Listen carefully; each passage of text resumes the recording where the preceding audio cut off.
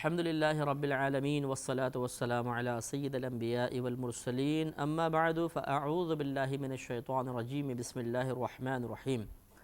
سورہ بنی اسرائیل چل رہی تھی، آیت نمبر 62 پہ ہمارا کلام ہو رہا تھا، جس میں اللہ تبارک و تعالی نے شیطان کی طرف سے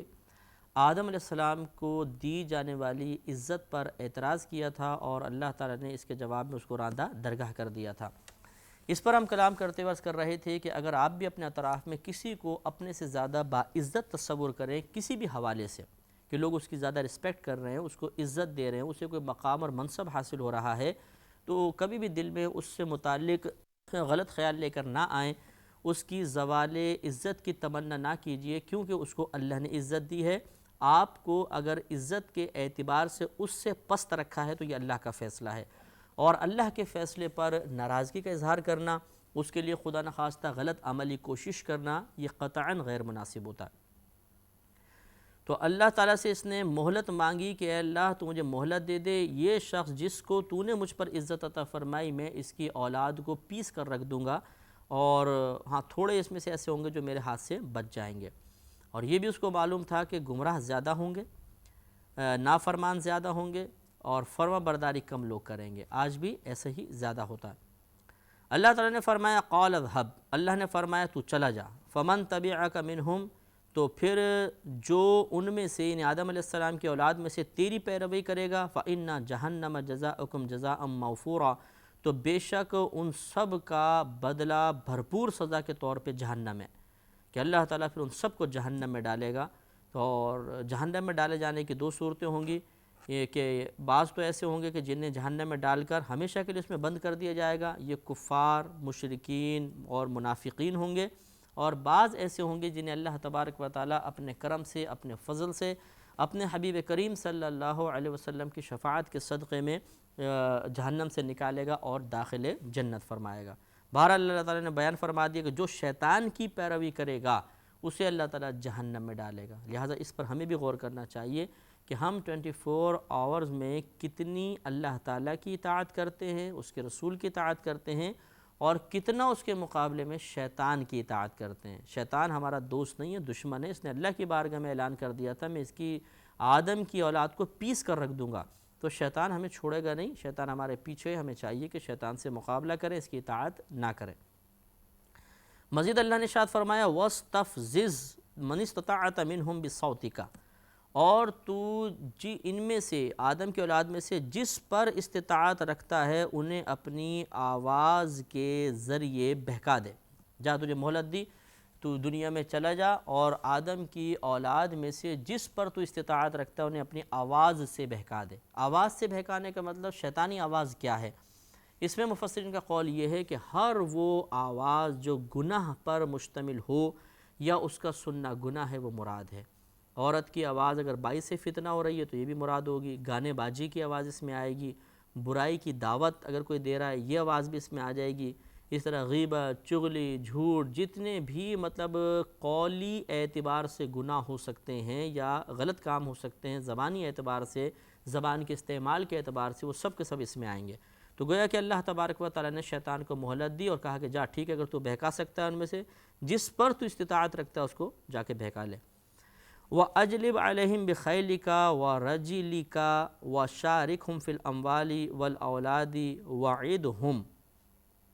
اللہ نے فرمایا کہ اور تو اپنے گھوڑوں کے ساتھ، خیل کہتے ہیں گھوڑوں کو، اپنے گھوڑے سے مراد اپنے سوار جتنے تیرے ساتھی ہیں ان کے ساتھ تو ان پر فوج چڑھا دے، فوج لے جا آدم علیہ السلام کی اولاد پر، اور تو اپنے خیل مانے گھوڑے، رجل مانے کہتے ہیں جو پیدل چلنے والے ہوتے ہیں، تو گویا کہ اللہ نے فرمایا جتنے تیرے سوار ہیں انہیں بھی لے جا، جتنے تیرے پیدل ہیں لوگ انہیں بھی لے جا۔ تو یہ گویا کہ ہمیں سمجھانے کے لیے، کیونکہ عربوں کے اسلوب کے مطابق یہ آیات نازل ہوئی تھیں، تو فوج جو ہوتی تھی اس میں دو طرح کے لوگ ہوتے تھے، کچھ سوار ہوتے تھے، کچھ پیادے کہلاتے تھے، پیدل چلنے والے۔ تو گویا کہ یوں اللہ تعالیٰ شیطان کو چیلنج دے رہا ہے کہ جا تو آدم علیہ السلام کی اولاد پر اپنی فوج چڑھا دے، فوج میں تیرے سوار بھی شامل ہوں، پیادے بھی ہوں، پیدل چلنے والے بھی ہوں، وَشَارِكْهُمْ فِي الْأَمْوَالِ وَالْأَوْلَادِ، اور ان کا ساتھی ہو جا تو ان کے مالوں میں، ان کے بچوں میں۔ مالوں میں شامل شریک ہو جانے، شیطان کے شریک ہو جانے کا مطلب کہ تو نے اس انداز سے بہکا، جا تجھے اجازت دیتا ہوں، مہلت دے دیتا ہوں کہ وہ مال کو حرام طریقے سے کمائیں، غلط ذرائع اختیار کریں، اور یا پھر مال کو لے کر اس سے غریبوں کا یا جو اللہ کا حق ہے اور مخلوق کا حق ہے وہ ادا نہ کریں۔ اسی طرح اولاد میں شریک ہونے کا مطلب یہ ہے کہ یا تو مطلب حرام طریقے سے مطلب جیسے زنا وغیرہ کرنا، اس سے اولاد پیدا ہو، یہ شرکت مراد ہے، یا اولاد اس انداز سے والدین کے لیے آزمائش اور باعث فتنہ ہو جائے کہ وہ اس کی محبت میں حرام کمانے لگ جائے، کسی گناہ کا ارتکاب کرنے لگ جائے۔ تو یہ تمام چیزوں کا بیان مقصود ہے۔ گویا کہ اللہ تعالیٰ نے اس کو مہلت دی کہ ایک تو یہ کہ جس پر تو استطاعت رکھتا ہے انہیں اپنی آواز سے بہکا دے، دوسرا آدم علیہ السلام کی اولاد پہ تو چڑھائی کر دے، اپنی فوجوں کے ساتھ جا، تجھے اجازت ہے، اکیلا نہیں بلکہ پورے اپنے لاکھوں کروڑوں جنوں کے ساتھ تو پہنچ جا، شیاطین کے ساتھ پہنچ اور انہیں بہکانے کی کوشش کر جا، تجھے اجازت دی جاتی ہے، تجھے مہلت دی جاتی ہے، اور تو ان کے مالوں میں اولادوں میں شریک ہو جا، وعدہم، اور انہیں وعدے دے۔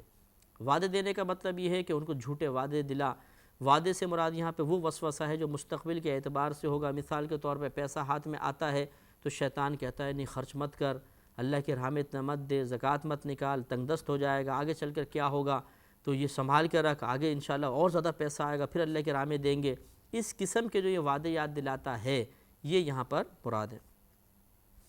وَمَا يَعِدُهُمُ الشَّيْطَانُ إِلَّا غُرُورًا، اور شیطان انہیں وعدہ نہیں دیتا ہے سوائے دھوکے کے، یعنی شیطانی جو وعدہ ہے وہ دھوکے کے علاوہ کچھ بھی نہیں ہے، شیطان انہیں دھوکے میں مبتلا کرتا ہے، اس لیے وعدہ شیطانی پر کبھی بھی بھروسہ نہیں کرنا چاہیے۔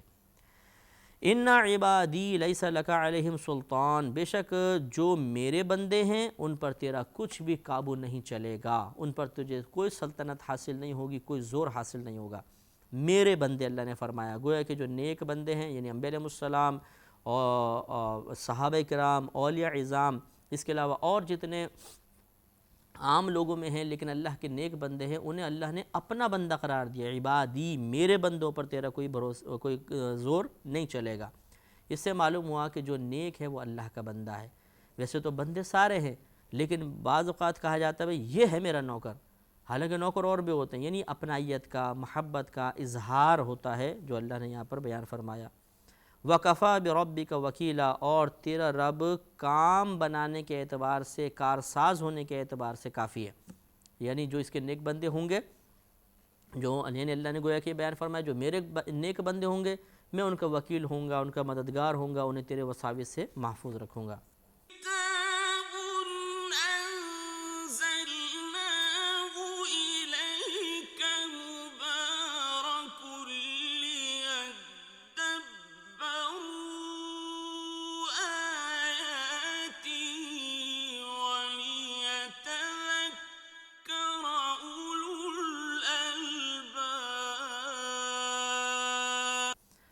رَبُّكُمُ الَّذِي يُزْجِي لَكُمُ الْفُلْكَ فِي الْبَحْرِ، تمہارا رب وہ ہے جو تمہارے لیے دریا میں کشتی رواں کرتا ہے، چلاتا ہے،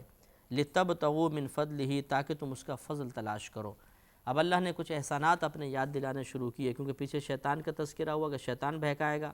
اب شیطان سے کے بہکاوے سے بچنے کے طریقے کیا ہیں، ان میں سے ایک طریقہ اللہ نے بیان فرمایا کہ منعم حقیقی کی نعمتوں پر غور کرو۔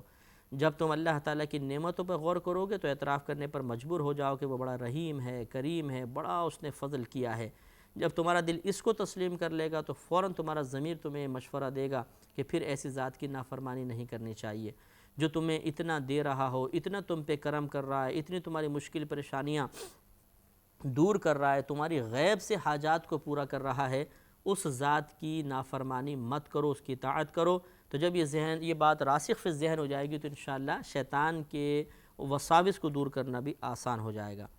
تو اللہ نے فرمایا کہ تمہارا رب وہ ہے جس نے تمہارے لیے دریا میں کشتی کو رواں کیا۔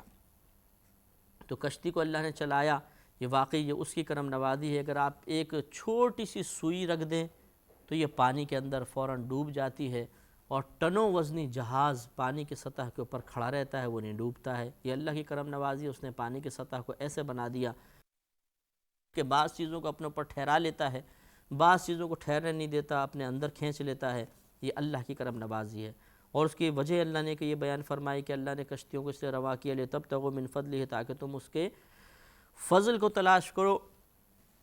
اس اعتبار سے کہ بعض اوقات تو کشتی میں بیٹھ کے اللہ کے فضل کو انسان تلاش کرتا ہے، مثلا سمندر سے مچھلیاں پکڑنا یا مطلب ہیرے جواہرات نکالنا، اور بعض اوقات اس وجہ سے کہ دریا پار جانا ہوتا ہے، وہاں پہ جا کے تجارت کرتا ہے، تو اللہ نے کشتیوں کو رواں کیا تاکہ تم اللہ کے جا کے آگے فضل کو تلاش کرو۔ دونوں مراد ہو سکتے ہیں۔ انہ کان بکم رحیمہ، بے شک وہ اللہ تبارک و تعالیٰ تم پر مہربان ہے۔ وَإِذَا مَسَّكُمُ الضُّرُّ، اور جب تمہیں در فی البحری، اور جب تمہیں دریا میں مصیبت پہنچتی ہے، دل من تدعون الا ایاہ، تو اللہ تعالیٰ کے سوا جس کو تم پکارتے ہو پوچھتے ہو وہ سب کے سب غائب ہو جاتے ہیں۔ یہ کفار کو سمجھایا کہ یہ بتاؤ کہ جب تم دریا کے اندر اچانک طوفان آ جاتا ہے تو کس کو پکارتے ہو؟ اس وقت کوئی بت تمہارے ذہن میں نہیں آتا، اس وقت اور کوئی جس کو تم اللہ کے علاوہ مؤثر حقیقی فاعل حقیقی سمجھتے ہو تمہارے ذہن میں نہیں آتا، بلکہ تم اب مخلص ہو کے خالص ہو کے اللہ کو پکارتے ہو۔ تو جب تمہیں یقین حاصل ہے کہ اس انتہائی مشکل وقت میں اللہ کے علاوہ اور کوئی کام نہیں آ سکتا، تو پھر جب کوئی کام نہیں آ سکتا تو دوسرے کی پھر طرف کیوں دیکھو، تم اللہ تعالیٰ کی طرف ہی براہ راست متوجہ ہو جاؤ۔ تو یہ اللہ نے ارشاد فرمایا کہ جب انہیں کوئی سمندر میں دریا کے اندر مصیبت پہنچتی ہے تو اللہ تعالیٰ کے علاوہ جتنے بھی ہیں سب کے سب دور ہو جاتے ہیں۔ دور ہو جانے کا مطلب کیا ہے کہ یعنی یہ پھر اور کسی کی طرف متوجہ نہیں ہو پاتے، اللہ کی طرف متوجہ ہو جاتے ہیں۔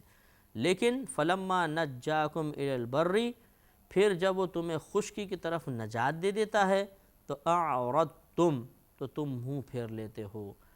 وکان الانسان کفورا، اور انسان بڑا ناشکرا ہے۔ تو یہ تو کفار کی خیر اللہ نے عادت بیان فرمائی کہ جب مصیبت آتی ہے تو مخلص ہو کے اللہ کو پکارتے ہیں، اور جب ان کی مصیبت دور ہو جاتی ہے تو اللہ تعالیٰ کی احسان فراموشی کرتے ہوئے بتوں کی عبادت کرنا شروع کر دیتے ہیں، اور ایسے کو اللہ نے فرمایا انسان بڑا ناشکرا ہے۔ اگر آپ تھوڑا سا غور فرمائیں تو کفار کا ناشکرا پن تو خیر انتہائی درجے تک پہنچا ہوا تھا، لیکن مسلمان بھی اس قسم کی عادات میں گرفتار ہوتے ہیں۔ جب پریشانی آتی ہے، مصیبت ہے، گھر میں کوئی بیمار ہو گیا، کاروبار ڈاؤن ہو رہا ہے، نوکری جانے کا اندیشہ پیدا ہو گیا، امتحان سر پر آ گئے، اس وقت اللہ بہت یاد آتا ہے۔ نمازیں شروع کر دیں گے، وظیفے پڑھنا شروع کر دیں گے، ہر ایک خوش و خضوع سے جھومتا ہوا نظر آ رہا ہے بھائی، اور دعائیں کروائی جا رہی ہیں کچھ نیک لوگوں کے پاس جا کر۔ لیکن جیسی مشکل دور ہوتی ہے، پریشانی ختم ہو گئی، بیماری کا خاتمہ ہو گیا، سب بھول بھال جاتے ہیں، پھر اپنے کاموں کے اندر، گناہوں کے اندر، نفسانی خواہشات کی تکمیل اور مختلف قسم کے گناہوں سے حصول لذت کا سلسلہ دوبارہ شروع ہو جاتا ہے۔ اس وقت پھر اللہ کی پرواہ کرنا چھوڑ دی جاتی ہے۔ یہ ہمارا طریقہ نہیں ہے، یہ کفار کا طریقہ ہے۔ مسلمان کو ایسی عادات سے بچنا چاہیے، اسے خوشی میں غم میں دونوں میں اللہ تعالیٰ کو یکساں یاد کرنا چاہیے۔ ہاں یہ ہو سکتا ہے کہ فطری تقاضے کے تحت غم میں زیادہ اللہ یاد آئے، لیکن خوشی میں بھی بہرحال ایک اس کا ریشو قائم رہنا چاہیے، اور اللہ کی یاد سے غافل نہیں ہونا چاہیے، ورنہ پھر ہم بھی ناشکر انسانوں کی فہرست میں شامل ہو سکتے ہیں۔ افا امنتم ان یخسف بکم جانب البر، کیا تم اس سے نڈر ہو گئے کہ وہ خشکی ہی کا کوئی کنارہ تمہارے ساتھ دھنسا دے؟ یعنی کفار کو ڈرایا جا رہا ہے کہ تم یہ سمجھتے ہو کہ سمندر میں تھے، طوفان آیا تو ہم ہلاک ہو سکتے ہیں، لیکن کیا اس بات سے تم بے خوف ہو گئے کہ اللہ چاہے تو تمہیں زمین پر بھی مار سکتا ہے؟ تو پھر جب تم سمندر کے اندر انتہائی مصیبت میں صرف مخلص ہو کے اللہ کو پکارتے ہو تو دنیا میں یعنی زمین پر آ کے کیوں بھول جاتے ہو؟ وہ چاہے تو یہاں زلزلہ پیدا کرے، تم زمین کے اندر چلے جاؤ، اور ایسی پچھلی قوموں کے واقعات بھی ہوئے ہیں۔ تو صرف سمندر میں ہی مخلص ہو کے کیوں اللہ کو پکارنا، وہیں پر اس سے کیوں ڈرنا؟ خشکی میں بھی ایسا ہی ہونا چاہیے۔ گویا کہ اللہ نے سمجھایا کہ تم اس طرح امن کا شکار نہ ہو، یعنی اللہ کے عذاب، نافرمانی اور کفر کے باوجود اللہ کے عذاب کے پہنچنے سے اپنے آپ کو معمون تصور نہ کرو۔ افا امنتم، کیا تم اس سے نڈر ہو گئے، ان یخسف بکم جانب البر، کہ اللہ تعالیٰ خشکی کا کوئی کنارہ تمہارے ساتھ دھنسا دے، او یرسل علیکم حاصبا، یا تم پر پتھراؤ کرے، بھیجے تم پر بہت پتھر، ثم لا تجدوا لکم وکیلا، پھر اپنا کوئی تم حمایتی وکیل، کوئی اپنا مطلب مددگار نہ پاؤ۔ تو گویا کہ جیسے ہم نے عرض کیا، اس میں سمجھا دیا گیا کہ صرف دریا کے اندر تم یہ سمجھو کہ شاید اب ہمیں کوئی اور نہیں بچا سکتا، اللہ ہی بچا سکتا ہے، اور باہر آ کے سوچو کہ نہیں اب کوئی دوسرے بھی بچا سکتے ہیں، یہ غلط ہے۔ اللہ تعالیٰ چاہے تو خشکی کے اندر بھی تمہارے لیے مصیبت اور موت کے اسباب مقرر کر سکتا ہے۔ ام امنتم ان یعیدکم فیہ تارۃ اخری، یا اس سے نڈر ہو گئے کہ وہ تمہیں دوبارہ دریا میں لے جائے، فَيُرْسِلَ عَلَيْكُمْ قَاصِفًا، پھر تم پر جہاز توڑنے والی آندھی، من الرِّیحِ ہوا کی جہاز توڑنے والی آندھی بھیج دے، فَيُغْرِقَكُمْ بِمَا كَفَرْتُمْ، تو تم کو تم کو تمہارے کفر کی وجہ سے ڈبو دے، غرق کر دے، ثُمَّ لَا تَجِدُوا لَكُمْ عَلَيْنَا بِهِ تَبِيعًا، پھر اپنے لیے کوئی ایسا نہ پاؤ کہ اس پر ہمارا پیچھا کرے، یعنی پھر تم کوئی اور مدد کی ایسی چیز نہ پاؤ کہ پھر اس کو وسیلہ بنا کے تم اللہ تعالیٰ کی بارگاہ تک پہنچ سکو۔ تو گویا کہ اللہ نے یہ سمجھایا کہ جب تم دریا میں طوفان وغیرہ کی حالت میں مخلص ہو کے اللہ کو پکارتے ہو تو یہ نہ سوچو کہ صرف دریا کے اندر ہی ایسا ہو سکتا ہے تو اللہ کو پکار لو، باہر چل کے بھول جاؤ، باہر نکل کے بھول جانا تمہارا بہت برا ہے، کیونکہ اللہ تو اس پر بھی قادر ہے کہ تمہیں باہر بھی عذاب میں مبتلا کر دے، اور اس پر بھی قادر ہے کہ دوبارہ تمہارے لیے دریا کے اندر کوئی ایسا مطلب کام پیدا کر دے کہ تم مجبور ہو جاؤ دریا میں جانے پر، اور پھر اللہ تعالیٰ تمہیں آندھی طوفان میں مبتلا کر کے غرق کر دے، اس پر قادر ہے۔ لہٰذا کسی ایک مقام پہ اللہ کا خوف محسوس کرنا، اور جب وہ مقام گزر جائے، وہ لمحات، وہ کیفیات گزر جائیں تو بے خوف ہو جانا یہ مناسب نہیں ہے۔ ہمیں بھی سوچنا چاہیے، بعض اوقات ایک جگہ چوری کرتے ہوئے کوئی پکڑا گیا، مار پیٹ لگی تو اب ادھر نہیں کروں گا، لیکن دوسرے مقام پہ جا کر لیتا ہے، تو یہ کیوں نہیں سوچتا کہ اللہ تعالیٰ وہاں پر بھی ایسے اسباب مہیا کر دیتا ہے۔ تو اسی طریقے سے ہر چیز پر ہم غور کرتے جائیں تو بہت سارے امور میں اصلاح ہو سکتی ہے اور ہم گناہوں سے بچ سکتے ہیں۔ آگے ارشاد فرمایا کہ وَلَقَدْ كَرَّمْنَا بَنِي آدَمَ، اور بے شک ہم نے اولاد آدم کو عزت عطا فرمائی، یعنی اس کو مشرف بنایا۔ تمام مخلوقات میں سب سے زیادہ باعزت انسان ہوتا ہے۔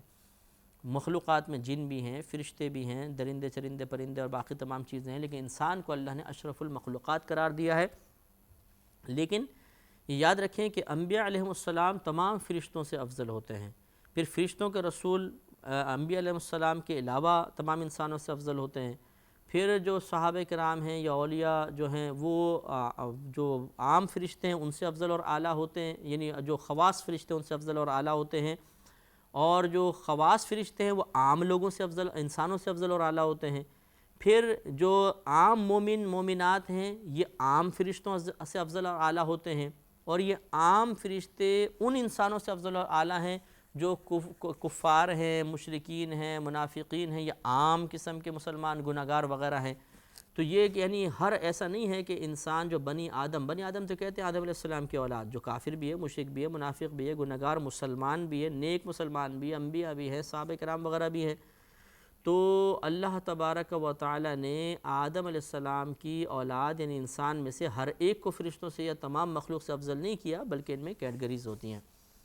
تو ارشاد فرمایا کہ وَلَقَدْ كَرَّمْنَا بَنِي آدَمَ، اور بے شک ہم نے اولاد آدم کو عزت عطا فرمائی، وَحَمَلْنَاهُمْ فِي الْبَرِّ وَالْبَحْرِ، اور ان کو خشکی اور تری میں سوار کیا، خشکی میں بھی سواری عطا فرمائی، تری یعنی دریا کے اندر بھی سواری عطا فرمائی، وَرَزَقْنَاهُمْ مِنَ الطَّيِّبَاتِ، اور انہیں پاکیزہ چیزیں عطا فرمائیں، وَفَضَّلْنَاهُمْ عَلَى كَثِيرٍ مِّمَّنْ خَلَقْنَا تَفْضِيلًا، اور ان کو اپنی بہت سی مخلوق پر بہت زیادہ فضیلت عطا فرمائی۔ اس کا انشاءاللہ ہم بیان اگلے پروگرام میں کریں گے۔ وآخر دعوانا ان الحمد للہ رب العالمین۔